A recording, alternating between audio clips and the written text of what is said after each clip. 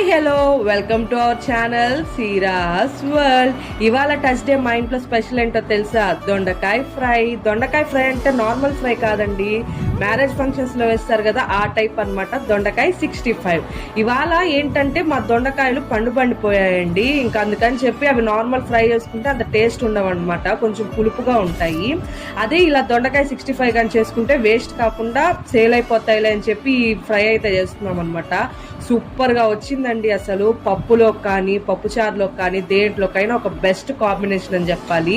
ఇంకా ఈ వేడి దొండకాయ 65 పక్కన పెట్టుకొని కొంచెం అంత వేడిగా అన్నం వేసుకొని పప్పులో నంచుకొని తింటే ఉంది చూడండి, సూపర్ కాంబినేషన్ అనమాట.